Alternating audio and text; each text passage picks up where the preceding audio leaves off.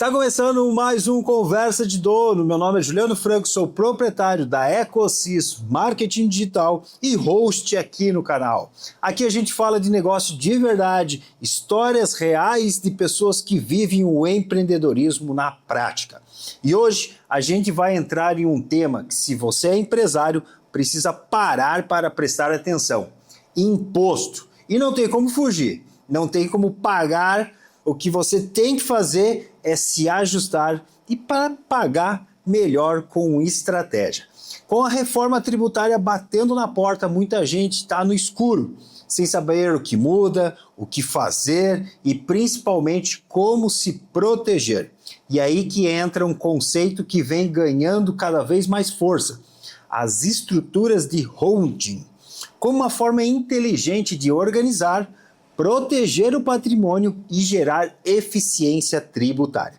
Para falar disso, eu convidei um cara super importante que vive isso na prática, que atende diversas empresas pelo Brasil, inclusive muito forte aqui na nossa região, ajudando empresários a tomar decisões mais estratégicas e seguras. Quer saber quem é? Então fica aí com a nossa vinheta e vem junto.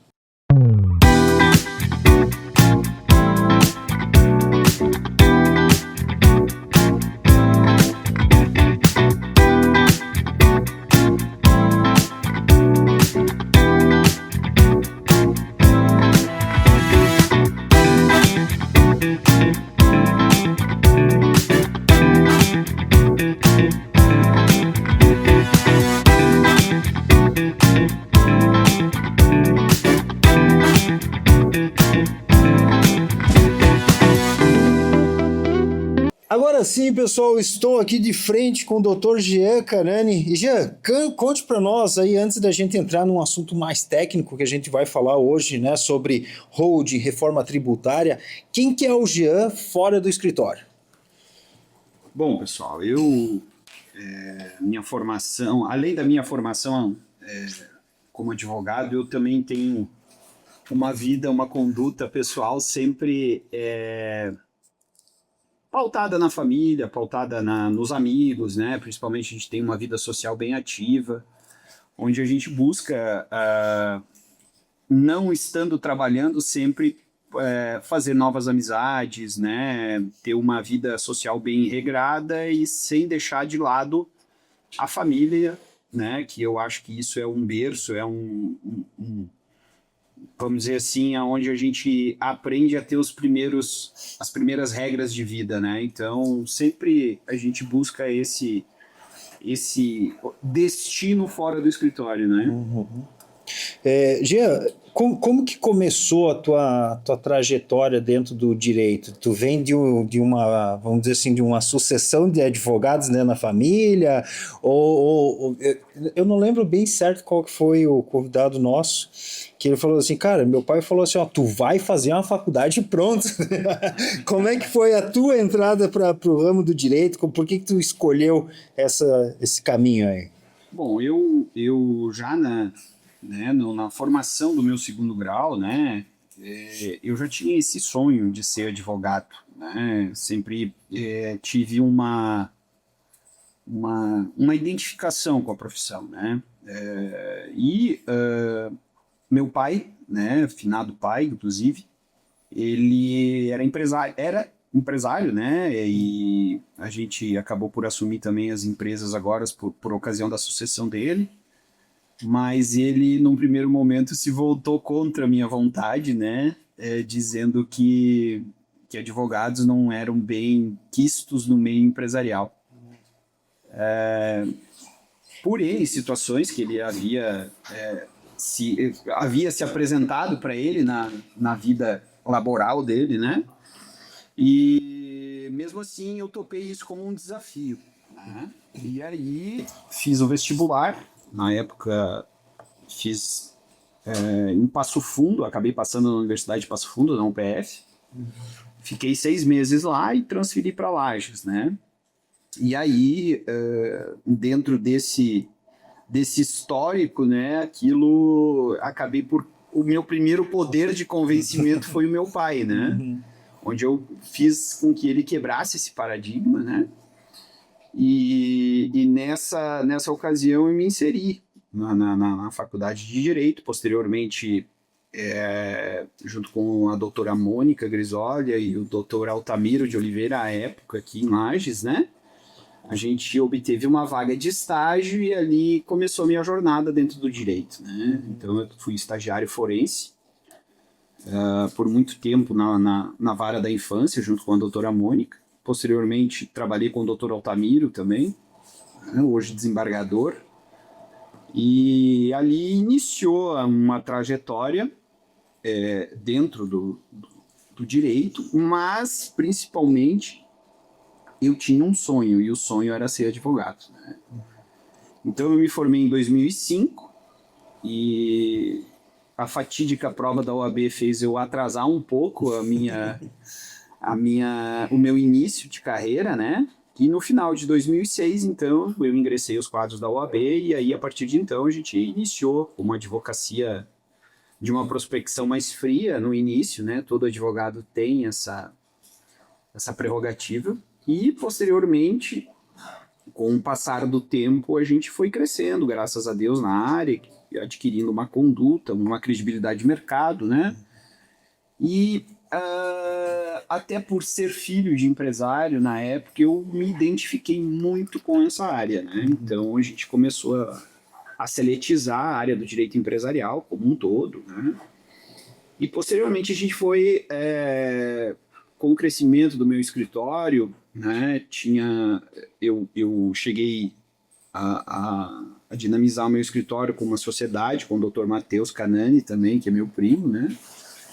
E, posteriormente, ingressou nos quadros do meu escritório o Dr. Eliseu Marcon, onde a gente estabeleceu uma parceria com ele, né? Ele atua na área do direito criminal. E, por fim, a doutora Giana de Oliveira passou recentemente na prova da OAB, recentemente que eu digo, porque para mim é recentemente, né? Porque eu já estou vivenciando aí os 20 anos de praia, mas... e aí foi essa minha trajetória. E a gente acabou direcionando a minha atuação em específico, né? Com uma especialização também na área do direito empresarial. E fulcrou mais nesse dinamismo, com bastante atuação dentro do direito civil, voltado ao direito empresarial, não que eu não atuo nas outras áreas do direito civil, né? Mas por ter essa necessidade, essa situação familiar de ser filho de empresários, né, a gente acabou voltando mais para a área do direito empresarial, com enfoque também na área do direito civil, né? Uhum. Talvez o teu pai ali ele tenha, vamos dizer assim, um receio com o advogado, porque cada vez que o cara precisa do advogado é para resolver pepino, né? Exatamente, né? Veja bem, os empresários eles têm essa mística, né? Em algumas situações, onde principalmente, né? Nós advogados que eu digo e os empresários como um todo, eles têm uma mística de observar o advogado como, essencialmente da parte contrária, como um intruso no negócio dele, né? Então, vou dar um exemplo, não que isso seja clássico, mas, por exemplo, os empresários eles sofreram muito antes da reforma trabalhista com ações, né? Inclusive, na nossa região, teve algumas ações de massa na área do direito do trabalho e etc. Então, criou-se uma mística, né, de que os advogados eles tinham esse poder, digamos assim, de não só resolver o problema, mas se instalar dentro da empresa quando o problema já estava acontecendo, né? E aí... eu sempre digo, e tenho ditado comigo, né? Não adianta você fechar a janela depois que o ladrão já tá dentro da casa, né? Então, aí se criou essa polêmica, né, de advogados, mas nada mais é que o advogado é uma ferramenta para o empresário hoje, né? Tanto nos poderes de gestão, nos poderes de decisões estratégicas. Hoje em dia, o advogado, eu digo que o advogado e o contador, né, fazem parte do coração da empresa. Teve uma convidada nossa aqui, a Daniela Guide, né? Você é do meio, né? Ela deve conhecer ela, que ela trabalha sempre pro lado da empresa, né? Ela fica do lado da empresa, né? Na hora da defesa, ela não fica no lado do colaborador, vamos dizer assim, né? E ela trabalha muito na advocacia preventiva, né? Então é aquele cara que não espera o processo chegar, é aquele cara que está sempre antenado nas mudanças, nas leis, para que a bomba não estoure, né? Então o advogado ele tem muito esse papel, né? Acho que antigamente se via muito o advogado quando o problema estava instalado, né? Que nem você falou, quando o ladrão já estava dentro de casa, daí o bicho pega, né? Hoje, né? Você já está há 20 anos, né? Exercendo a profissão. Quase 20. Quase 20, né? O que te move, Gia, profissionalmente hoje, assim, atuar como advogado? Então, eu tive uma situação muito particular, né, na minha carreira, que em 2 anos atrás eu sofri a perca do meu pai de uma maneira muito repentina. Isso foi um abalo muito impactante para mim, né? É uma coisa muito inesperada de momento, né? E eu estava no auge da minha, vamos dizer assim, da minha carreira, né? E respondendo a tua pergunta, essa foi uma oportunidade, uma forma de uma esteira, vamos dizer assim, que eu tive que agregar, né? Sair um pouco do contencioso, né? Da advocacia contenciosa, combativa, né? De judicializações, de processos, de audiências, em virtude do falecimento do meu pai e na ocorrência também de, eventualmente, receber as empresas dele. Para quem não sabe, meu pai tem a Soldas Planalto aqui em Lages, né? Tinha, né? E agora a gente faz parte do quadro societário, e a Gota também, que é em Blumenau e Curitiba, e nós temos uma filial também da Soldas em Chapecó. E quando ocorreu esse fato na minha vida, muito impactante, eu resolvi, de uma maneira assim mais decisiva, né, optar mais pela advocacia preventiva. E aí vem muito de encontro com o trabalho que a doutora Daniela faz, né? E principalmente para sobrar mais tempo, para me dedicar a estudar uma gestão de empresa, a ter a vivência empresarial, porque as empresas que a gente possui, muito embora ela seja de médio porte, mas ela tem uma vivência com multinacionais, com grandes fornecedores, então exige uma capacidade, né, de gestão muito regrada, muito pontual. E nessa ocasião, quando eu optei por fazer advocacia preventiva, que eu vejo assim uma coisa muito inovadora dentro do direito, né, muito embora a figura do advogado ela seja sempre interligada ao contencioso, né? A advocacia combativa, como eu digo, que é de judicializações e etc., né? A advocacia preventiva ela é preconceituosa no seguinte ponto de não ter muita assertividade com o mercado. Então são poucos, por exemplo, os empresários que optam por esse tipo de advocacia, de assessoria, de prevenção, de estudo técnico de problemas e etc., né? Então, respondendo a tua pergunta, hoje o meu escritório está centrado particularmente quase que numa advocacia mais preventiva, né? Em diversas searas do direito, e aí vindo de encontro ao tema que você sugeriu hoje, que a gente vai conversar mais adiante, que é um tema especificamente de advocacia preventiva, combativa, de planejar. Sim, que é holding, né? Mas esse eu separei no bloco 4 aqui, mas antes de entrar para o tema, né? Que eu quero ainda separei outras perguntas aqui, que é referente principalmente a quem está nos assistindo aqui, que na grande maioria, né, faz parte aí, se não tem, mas tá na lida, vamos dizer assim, né, tocando um CNPJ à frente, né? E qual o cenário mais comum que você encontra hoje, quando você é chamado para uma empresa, né? Quais são, vamos dizer assim, não sei se seria os erros, né? Mas acho que cenário seria a palavra mais certa, né? Mais comum que você encontra hoje nas empresas. Então, interligado principalmente à área do direito empresarial, nós temos aqui uma certa um desalinhamento, certo? Entre a gestão da empresa, entre o administrador, entre a contabilidade e uma forma de planejamento, né? Onde a gente pode buscar aí ao empresário um poder de decisão com mais assertividade no direcionamento do negócio dele, né? O que a gente mais encontra hoje é contadores, né, sem crítica e demagogia nenhuma aqui, operacionalizando de uma maneira de uma maneira mais,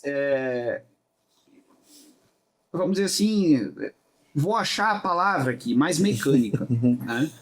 Ou seja, a pura guia de impostos encaminha para os empresários e os empresários ali, nessa oportunidade, direcionam o pagamento, né? Sem fazer um planejamento anual, sem, né? Então isso se torna, repassa ao empresário esse mecanismo, né? O que a gente encontra também de uma maneira muito, além dessa mecânica, digamos assim, né, do empresário, o que a gente encontra nessa dinâmica e nessa vida toda que a gente atua são situações pontuais, né, de desalinhamento administrativo, né, com contratos, né, não se analisa muito contratos. Vou usar o termo aqui de novo, né, espera primeiro acontecer o problema para depois tomar uma iniciativa para resolver. Esse é o cenário do empresário, né? Ele só procura, por exemplo, os advogados ou situações pontuais para cada caso, sem olhar a gestão 360 sobre a empresa, entendeu? Uhum. Então, se os empresários buscarem essa cultura mais preventiva, como um alicerce para o negócio dele, ele vai evitar problemas, né? Vai economizar, vai evitar problemas, e uma série de outros benefícios que a gente coloca aí. Uhum. Você falou ali da questão de pagar as guias, né? Eu até anotei aqui a questão das guias. Dia 20 é o terror dos empresários. Nossa, essa semana ainda, dia 20, bem no feriadão ali, eu trabalhei na terça do feriado ali, e era dia de pagar imposto, né? Eu ainda comentei com o Wagner esse cara, mas que feriadão bom para nós esse, né? Mas faz parte, né? Nós temos que cumprir, né? E eu falo para ele, cara, eu não me importo, se eu pudesse eu pagava 100 mil, 200 mil de guia, porque isso é sinal que eu estou vendendo do outro lado, né? Então, com certeza. Mas o empresário hoje, o que tu vê ali, talvez casando um pouco com essa tua fala, o empresário hoje, ele entende o imposto ou ele só paga e segue o jogo? Veja bem, né? Essa conduta mecanizada do empresário, né? E uma cultura que se estabelece, por isso eu usei a palavra mecanismo, né? Ele mecaniza. Vai no automático. Fluxo, exatamente, esse fluxo, né? E como o empresário ele está voltado, ele é um técnico no negócio dele, ele não vai ter tempo de buscar uma revisão daquilo que foi pago, ou se está sendo feito corretamente aquilo que ele está pagando. Ele não para diagnosticar, por exemplo, essas situações. Então, muitas vezes, quando a gente chega em determinadas empresas, a gente se depara com impostos pagos a maior, né? Vou te dar um exemplo também do nosso tema aqui, de parte de sucessão empresarial, né? Com um dinamismo a gente encontra até uma certa desorganização societária nisso, né? Os empresários, por exemplo, não estão moldados aqui para adquirirem sucessores na ausência deles. Então, isso todo esse cenário que se encontra dentro das empresas se apresenta para a gente de uma maneira muito mecanizada, onde você tem que quebrar esse ciclo, né? E esse é o propósito que a gente vem atuando na advocacia preventiva, abrir o olho do empresário para quebrar esse ciclo mecânico, né? Justamente para que ele passe aqui a fechar as torneiras, né, que eu digo sempre, de saída de volume de dinheiro, um fluxo de caixa mais controlado, pagar aquilo que realmente é devido, né? A gente aqui não busca, por exemplo, o milagre de isenção de impostos, saldo se a lei derrogar ou tu não vai pagar. Não, a gente planeja, né? E o planejamento ele é voltado para quê? Para redução de custos, não deixar de pagar o imposto. Esse é um cenário que também a gente se depara, né, com muitos empresários às vezes buscando a gente, não, eu não quero pagar isso, ou isso não é devido para mim. Então, por que isso, né? Justamente porque o empresário ele é um técnico naquilo que ele faz, né? Então, eu acho que a busca de assessoramento em diversas áreas, como eu disse antes, em uma contabilidade adequada, em um corpo jurídico também participativo dentro da empresa, ajuda o empresário aí a economizar, a ter um fluxo de caixa maior, né, a fazer um revisionamento das suas decisões com uma assertividade muito grande, né? O poder de erro ele se torna num percentual bem menor nessas ocasiões, né? Bacana. Jean, vamos passar para o bloco 3, onde a gente agora vai entrar então no tema central aqui, que é estruturas de hold como instrumento inteligente para a economia tributária, né? Para quem não conhece ainda o termo, né, explica para nós aí o que é uma holding, né? Como é que funciona, numa forma mais simples para as pessoas poderem entender esse processo aí de holding. Muito se fala, né? Hold, né? Mas o que é a holding de fato, uma holding? Então, a holding nada mais é que uma empresa, né? O termo ele é americanizado, holding, né? Ele vem lá do direito inglês, passou para o direito americano e nasceu no Brasil com essa terminologia, né? Mas nada mais, nada menos é do que o estabelecimento de uma empresa, certo? Para gerir patrimônio.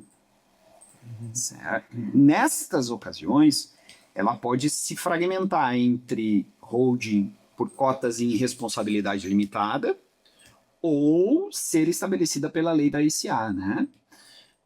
Geralmente, as holdings regidas pela lei da SA, das Sociedades Anônimas, né, que é a lei 6404/76, elas são, em 99% dos casos, em capital fechado. E o que serve? Para que serve a holding, né? A holding ela é criada para gerir patrimônio, né? E aí tem diversas espécies de holding que foram criadas, que essa instrumentalização ela visa uma série de fatores, né? Uma série de... um modo de gerir o seu patrimônio de maneira muito planejada, seja em sucessão, seja em pagar menos impostos, e em diversas outras situações, né? Acho que tem um pouco vamos dizer assim, um tabu ainda muito em cima da holding, porque parece que eu tô querendo, vamos dizer assim, matar meu pai, né? Não tem assim, não, nem vamos falar disso aí, cara, parece que eu tô querendo te matar e tal, mas não é assim, né? Na verdade, porque assim, uma hora todo mundo vai, né? Então é melhor que esteja tudo planejado quando isso ocorrer, né? Não sei se existe, tu percebe que existe um pouco dessa questão também? Não percebo como sofri em casa isso, né? Então, o que ocorre? A última coisa que a gente vai trabalhar, tanto na seara dos empresários como na vida como um todo, é trabalhar com uma sucessão, né? Com a morte sucedida, né? Que vem a sucessão por estirpe, que a gente chama, né? Juridicamente falando. Então, muitos dos empresários eles não enxergam esse cenário como uma forma de planejar, não só a sucessão empresarial, como eu disse, né, ou a sucessão familiar, ou a passagem do patrimônio que ele construiu numa vida toda de uma maneira mais econômica, com pagamento de menos impostos e extremamente legal, né? Então, esse preconceito que se atribui à holding, eu julgo que é um pouco de desconhecimento das modalidades e das formas que ela pode se apresentar.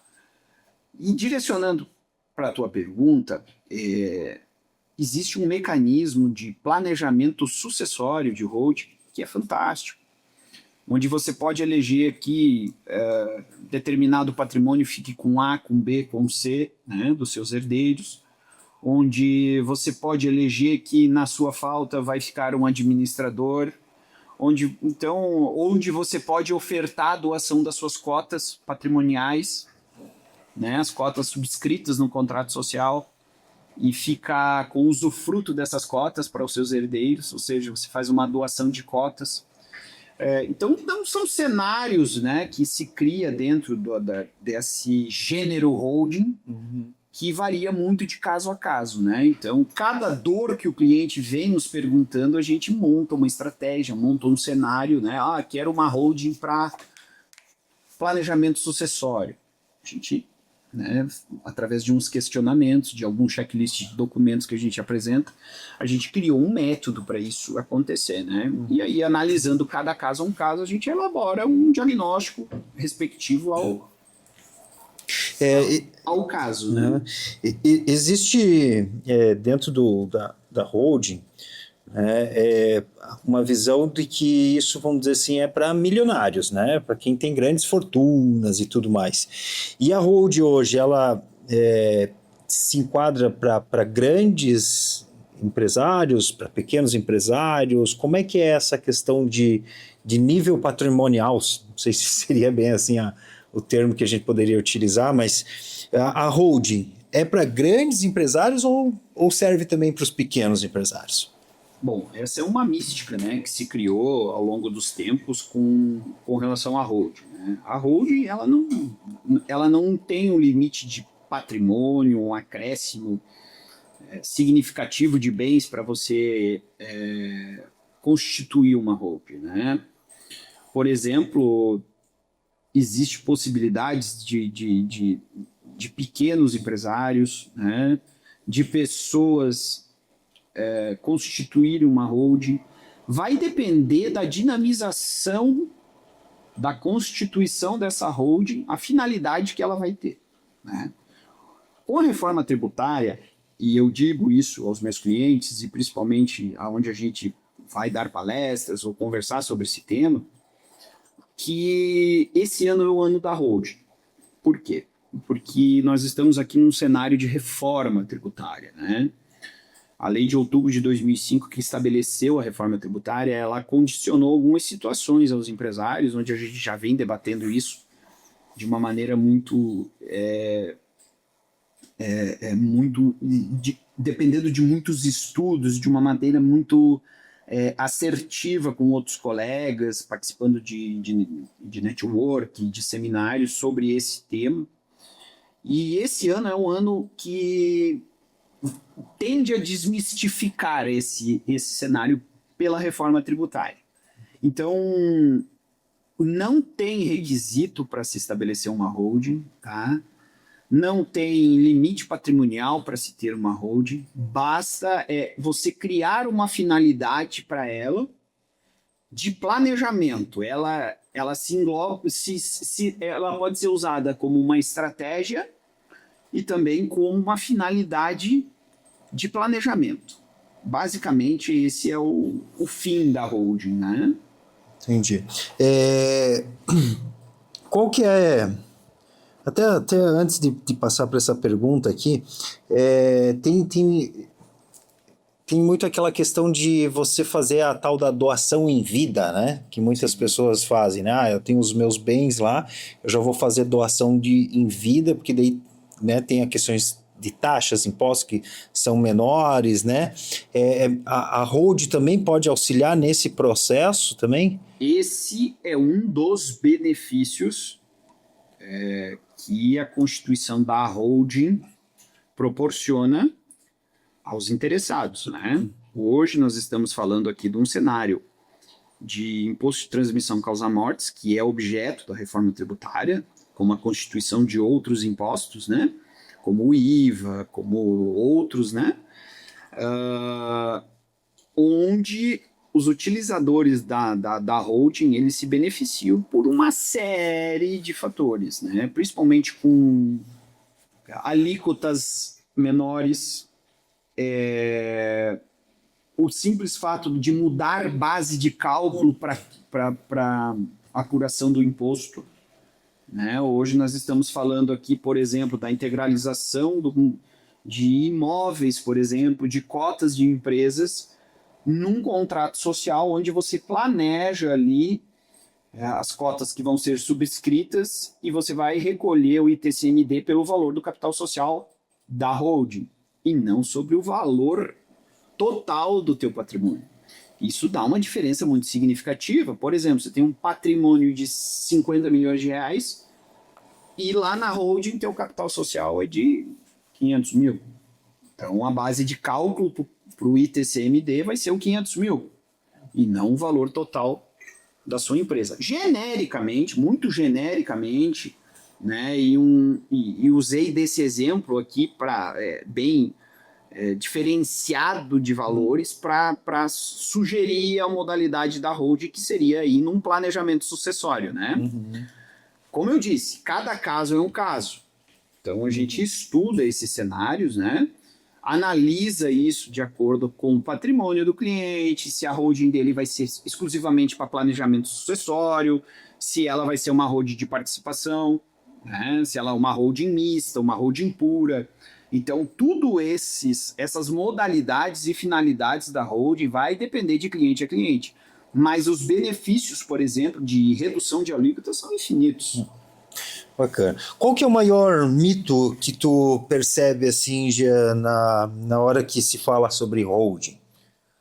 Então, existe aí uma forma de a gente atuar com convencimento, né, perante os empresários para que acolham a holding dentro do seu cotidiano, justamente nisso que eu falei, como um instrumento de planejar e pagar menos impostos.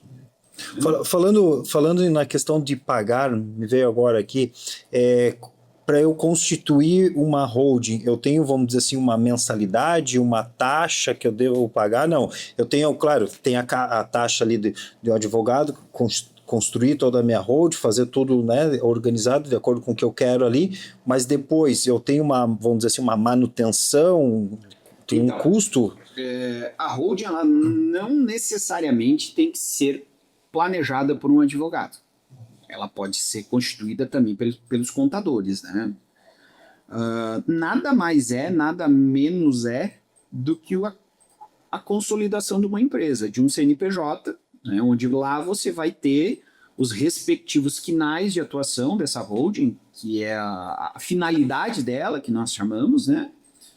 E de acordo com essa finalidade e com a receita, você vai ter que ter as despesas, por exemplo, com contabilidade, né? Toda uma apuração de impostos, dependendo do cenário que ela tiver, se é uma administradora de bens, né? Se é uma holding por participações. Então, todo esse cenário você vai ter que ter como se fosse a vida de uma empresa normal. Tu vai ter que ter um contador, né, para apurar teus impostos, fazer tuas guias, né? Se você tiver funcionários da mesma forma, ela operacionaliza como se fosse uma empresa. Porém, os benefícios fiscais e o planejamento que ela proporciona de você constituir isso de uma maneira planejada para aquilo que tu queres, o custo dela é infinitamente absorvido num impacto muito significativo de tempo, tá? É como diz aquele termo, ela se paga, vamos dizer assim. Ela se paga num curto espaço de tempo, dependendo para que você quer utilizar, né? E ela, você falou ali da questão de negócios, ela é uma empresa, né? A holding é como se eu tivesse um conjunto ali, né? Ela serve também, além dessa questão de pagar menos imposto, ela serve, vamos dizer assim, na minha organização do negócio? Ela se encaixa também? Tu lembra que eu falei aqui no começo que esse ano é o ano da holding, né? Hoje, o atual cenário tributário que nós estamos, eu digo isso num caráter assim bem não muito técnico, né, que o nosso governo ele arrumou um cheque em branco para os empresários, porque a gente sabe que vai ter que pagar impostos, sabe da legislação, sabe das alíquotas, mas é um ano de interrogação. Por quê? Porque vai chegar ao final do ano aqui, todos nós vamos sofrer a primeira avalanche tributária da reforma. Quem vai sair quem sair planejado disso vai lá na frente colher esses frutos, né? Respondendo diretamente à sua pergunta, hoje nós temos aqui no ano da Hold diversas formas de operacionalizar essa Hold. Um dos instrumentos hoje, e se fala muito, na questão da pejotização, né? De se criar diversas pessoas jurídicas, seja ela num cenário administrativo de outras empresas, como um incentivo para os empresários pagarem menos impostos. É sabido hoje, por exemplo, pela criação da lei da reforma tributária em outubro do ano passado, que o governo isentou os contribuintes com renda de até R$ 5.000 e passou a tributar as grandes rendas, que ele julga como grandes rendas, né, acima de R$ 50.000. Então, nesse cenário hoje, ele fez também uma outorga à obrigação tributária dos empresários em recolher os impostos da distribuição de lucros e dividendos. Então, hoje, a obrigação do CNPJ da empresa é reter 10% sobre o valor dos lucros e dividendos. Então vai chegar no final da gestão do exercício desse ano, quem não fez as adequações até 31 de janeiro desse ano, vai ter que haver essa retenção de lucros e dividendos. Isso em todos os CNPJs que acumularem lucro no final do exercício de 2026. Isso não bastasse, esse valor vai cair no CPF dos contribuintes. Lembra lá quando eu disse que a obrigação tributária é do CNPJ de retenção, dos 10% sobre lucros e dividendos? Aí vem as pessoas físicas que cumulam rendimentos. O que é essa cumulatividade de rendimentos? Aluguéis, vínculos empregatícios, né? Seja ele funcionário público ou algo nesse sentido, diversas fontes pagadoras de lucros e dividendos, ou seja, eu recebo lucros e dividendos de 3 CNPJs. Isso vai cair lá no CPF dele e ele vai ter que, se ultrapassar R$ 50.000 mês, ter que reter mais 10% sobre essa renda. Não bastasse pagar num lado, pagar nos dois agora. E agora, respondendo a tua pergunta, o que a Hold vem como incentivo? Hoje, as pessoas que estabelecerem uma Hold, dependendo da arquitetura que ela tiver e o planejamento que ela tiver, você pode pejotizar o recebimento desses valores, atuar com um cenário de geração de despesas para um CNPJ pagador. Então, dependendo do cenário que o empresário vise ou que o CPF desse empresário como receptor de renda, se ele tem outras fontes pagadoras com aluguel, bens e serviços, a gente instrumentalizar essa holding dele para que ele recolha menos impostos. Estou falando aqui de uma holding de participações, onde você, através da holding, passa a integralizar o contrato social da empresa fonte pagadora e aí você passa a receber lucros e dividendos para o CNPJ da tua holding de participações. Isso economizaria 10% do valor dos rendimentos, né? Ou seja, reduziríamos a carga tributária aqui pela metade. Sem falar em outros benefícios que cada caso vai nos elucidar, né? Então, o ano da holding é esse. Tu estava falando dessa questão do ano da holding, né? Que é agora esse ano, né? Mas existe assim vamos dizer assim, um momento certo, um momento da minha vida que eu deva fazer uma hold? Existe assim, não, me aposentei, eu acho que agora é o momento. Não, não sei, ou abrir uma empresa. Qual que é o momento, doutor, para eu montar e ter a minha hold definida? Então, o momento é uma decisão estratégica, né? Se você quer crescer com o seu patrimônio, você vai planejando isso desde o começo. Não precisa que você ter um vulto patrimônio para você ter que constituir uma hold. Quanto maior o teu patrimônio, veja que maior a incidência de carga tributária para você constituir, para você formar a tua hold. Então, aquele empresário, né, ou aquelas pessoas físicas que têm intenção em crescer ordenadamente com o seu patrimônio, de uma maneira muito planejada, de acordo com os seus objetivos, não tem idade, não tem limite de patrimônio, não tem absolutamente nada. O que o empresário precisa ter em mente? Eu quero planejar a forma organizacional de gerir o meu patrimônio. Aí a gente vai criar uma hold de acordo com as necessidades dele. Eu quero deixar para os meus filhos, eu não tenho filhos, eu não tenho sucessores, né? Diretos, né? Que a gente chama de herdeiros necessários. Não, eu quero respeitar e deixar para A, para B, para C. O Código Civil tem a previsibilidade do testamento, onde o testamento ele é limitado a 50% do patrimônio, o outro 50% tem que ficar resguardado, que a gente chama de legítima. Você só pode dispor da legítima, que é 50% do valor agregado do patrimônio. Na hold, não. Na hold você tem a disponibilidade de gerenciar esse crescimento de uma maneira muito planejada. Então, um empresário que deseja planejar o seu futuro, ele precisa somente tomar uma decisão e constituir uma holding. E depois, não basta você criar ela, né? Criou esse CNPJ, depois você pode ir fazendo diversas alterações contratuais, mudando PNAES, ampliando, diminuindo, né? Então, isso é flexível. Bacana. Pessoal, chegamos aqui no tema de hold. Nós vamos passar agora para o nosso bloco 5 aqui, que é sobre reforma tributária.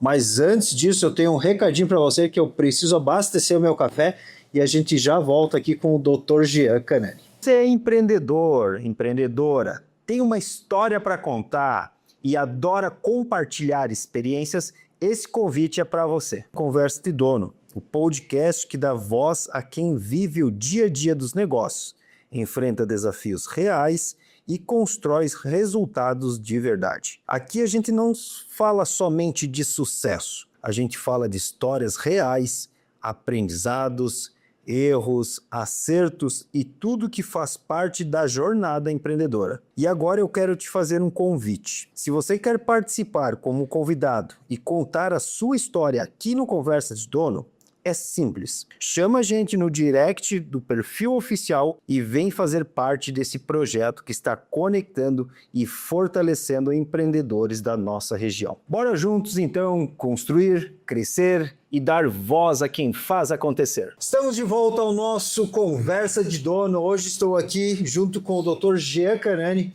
Nós estamos falando sobre hold. E agora nós vamos entrar num outro tema, que é a parte da reforma tributária. Isso está deixando os cabelos em pé aí da galera, não é mesmo? Jean, conte para nós, um tema mais quente aí, né, que tá rolando, né?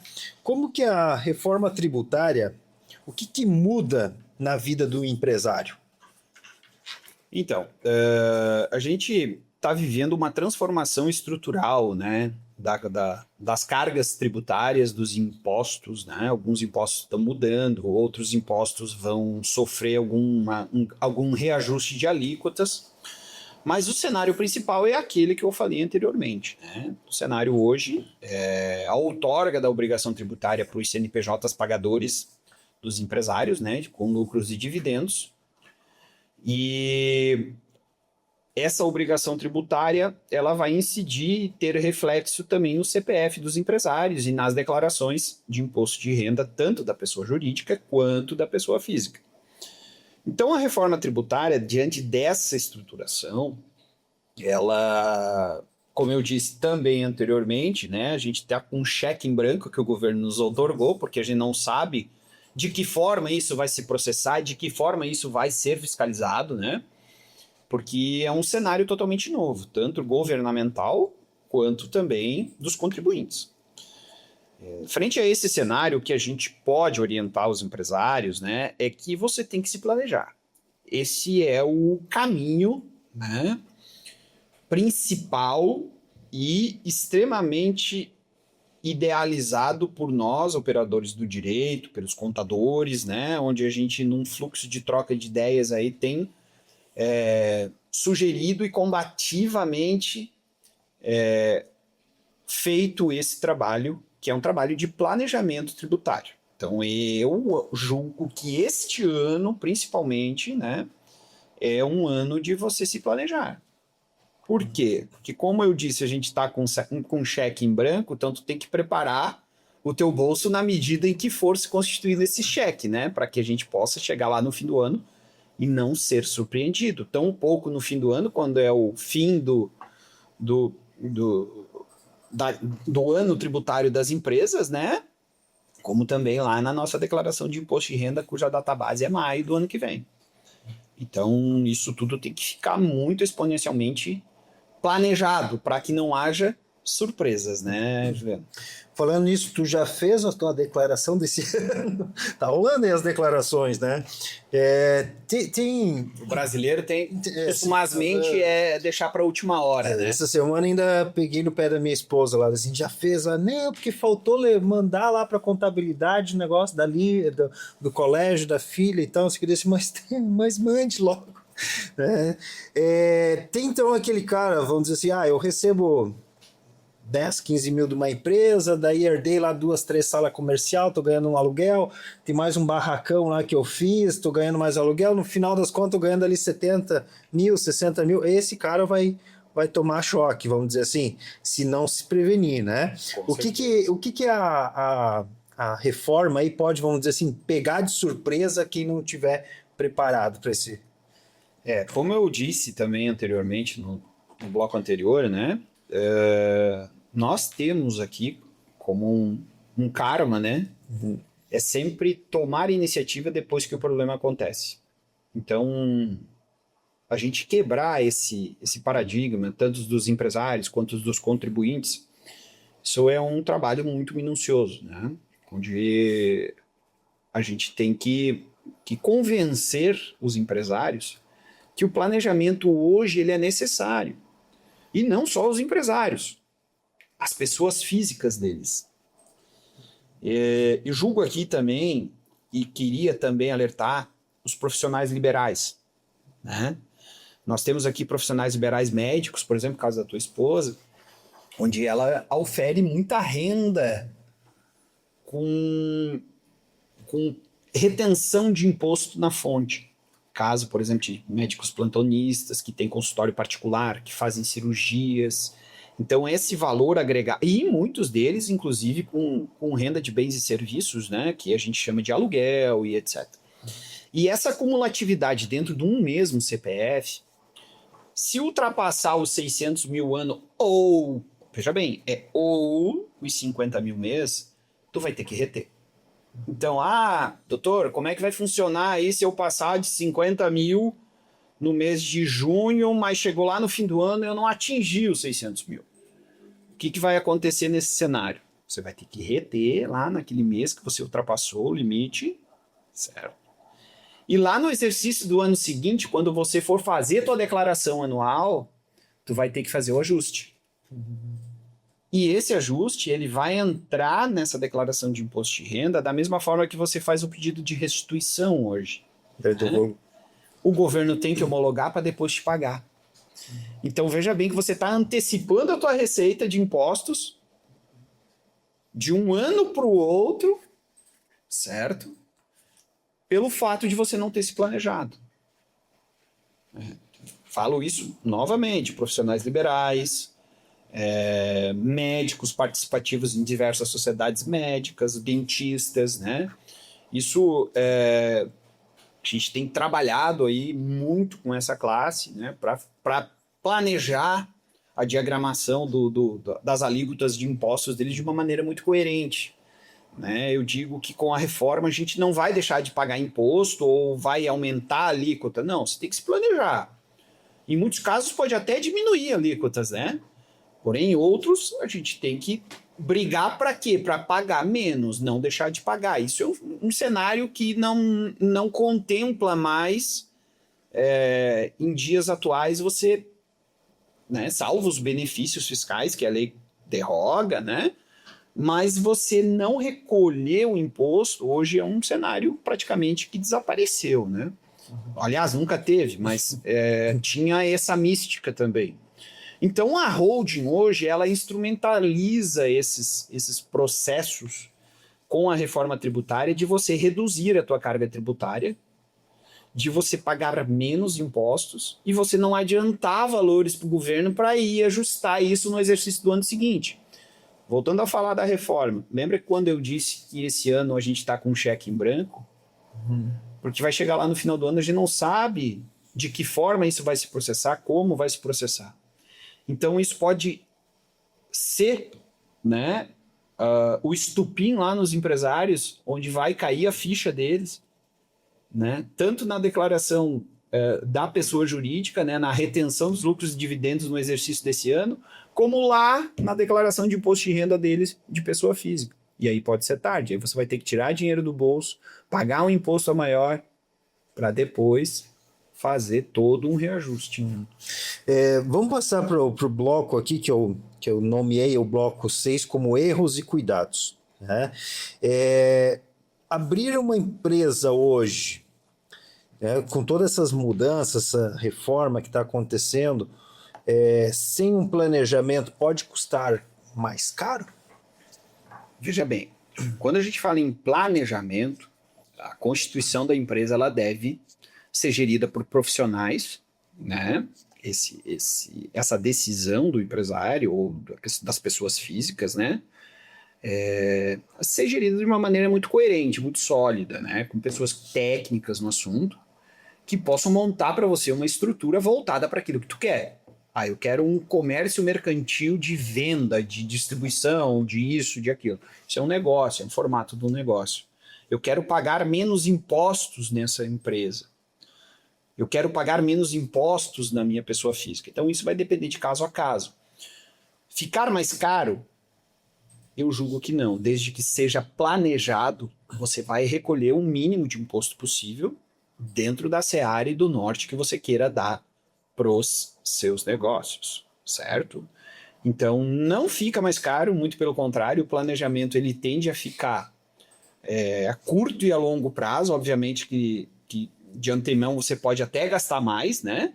Mas a curto e a longo prazo você vai ser beneficiado. E muitas vezes até por uma vida toda que você tem a frequentar aí, isso vai te ajudar. Caso, por exemplo, de holding familiar, e vai deixar essa sucessão, inclusive, para os seus filhos, de uma maneira mais abrandada de recolhimento de impostos, né? Pessoal, nós vamos chegar aqui no bloco que vocês já devem. Para quem já segue o nosso canal aí há bastante tempo, já conhece o bloco Ping Pong de Dor. Para quem não segue, então não esquece já de seguir o nosso canal aqui, compartilhar também o vídeo com o Dr. Jean aqui para aquelas pessoas, amigos, familiares, né, que possam aí ter interesse ou ter um impacto, né, nos seus negócios aí devido à reforma tributária e também não só nos negócios, mas na vida também, né, que seja impactado aí de alguma forma. Vamos fazer o ping-pong de dono, doutor? Aqui eu faço umas perguntas rápidas e vem de debate pronto aí do outro lado. Meio que é por isso que aqui é o ping-pong. Vamos lá. Tá começando o ping-pong de dono. Imposto no Brasil é? Necessidade. Empresário que não se planeja paga mais. Holding é? Instrumento inteligente para pagar menos impostos e planejar uma vida futura. Reforma tributária é? É uma reforma.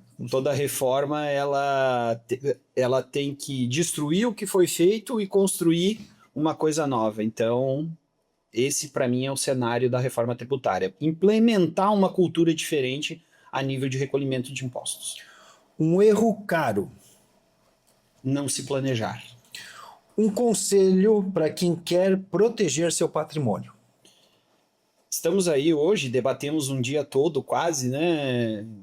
Por poucos minutos, mas bastante nesse tema.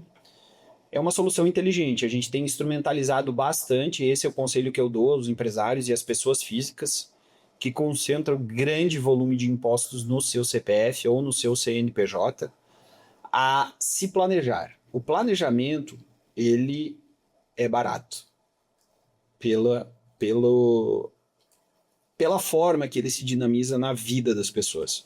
Então, o conselho que eu deixo para todos é se planejar. E um dos instrumentos para soluções de pagar menos impostos atualmente é a holding. Então, nos consulte, veja, ou um profissional da sua inteira confiança para que você possa aí traçar um cenário de planejamento para o futuro, né? Para a gente finalizar aqui, cuidado com o cheque em branco que o governo está te entregando. Isso ficou bastante gravado. Exatamente. Jean, vamos passar para o nosso último bloco aqui, que é o dos dicas práticas, tá? Vamos tentar buscar algo prático para quem está nos assistindo aí. Para você, quem deveria começar a pensar numa hold amanhã? Aquele cara que está nos assistindo, quem que é aquele cara que amanhã já tem que buscar um advogado e pensar na sua hold? Principalmente pessoas físicas, profissionais liberais, né? Empresários com grande concentração de renda, de lucros e dividendos no seu exercício de 2026, né? E com várias fontes pagadoras. Esse eu julgo que seja, vamos dizer assim, a maior... Estão na UTI, né? Estão na UTI. Se não se planejarem, vão recolher bastante imposto aí, né? Qual que é, para o doutor, aí, o primeiro passo para se organizar tributariamente? Se planejar, né?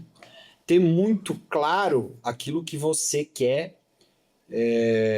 equacionar para o teu futuro, né? Então, tributariamente, o que você precisa? Ter um negócio sólido e, através desse negócio sólido, você fazer um planejamento voltado para você administrar isso diante da tua vida. Seja ele sucessório, seja ele participativo, seja ele na gestão do seu patrimônio imobilizado ou ativo, né? Constituir de uma maneira muito clara a forma de administrar os seus negócios daqui para frente. Esse é o cenário ideal. E para a gente finalizar aqui, doutor, para quem quer crescer, não só crescer, mas proteger, né, o seu patrimônio, a gente fala muito dos termos, como é que é o mindset, né, mudar a nossa mentalidade, né, para quem quer proteger então o seu patrimônio, né, o seu crescimento aí, qual que é a mentalidade correta?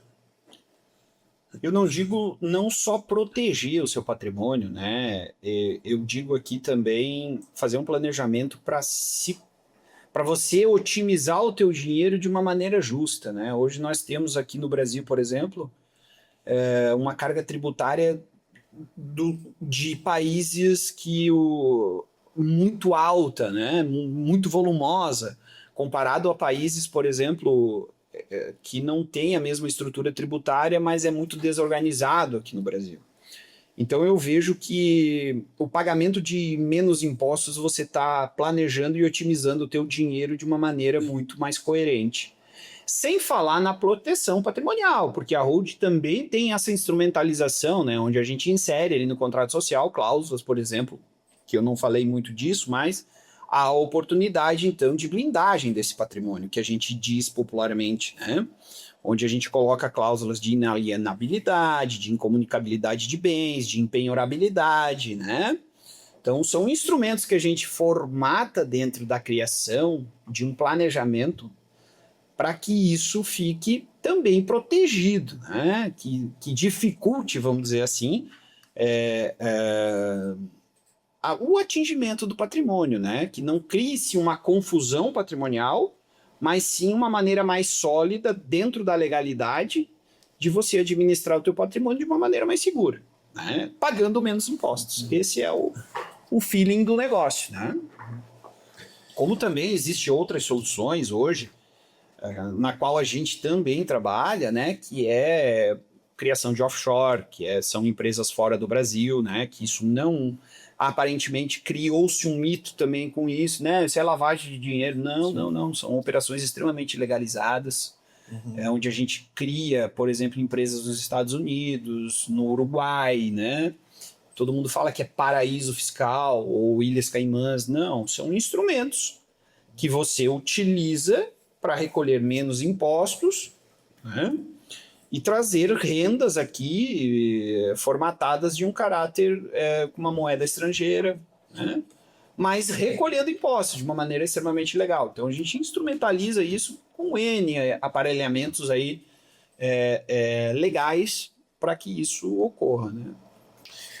Pessoal, nosso bate-papo se encerra por aqui. Hoje ficou claro para nós que não é só pagar imposto, mas é sim pensar, planejar, agir com estratégias, né? Doutor, tu tem mais um minutinho para suas considerações finais? Então, agradeço, Juliana, a oportunidade, né, e o convite para vir debater hoje de um tema aí que a gente tem buscado muito conhecimento, né, principalmente pelo cenário atual desse país, né, que é com a reforma tributária. Temos também diversas soluções dentro do nosso escritório hoje de uma advocacia muito preventiva, em termos de revisão tributária, de pagamento de impostos a maior, de transações tributárias hoje que também está uma seara bem dinâmica a respeito disso, né?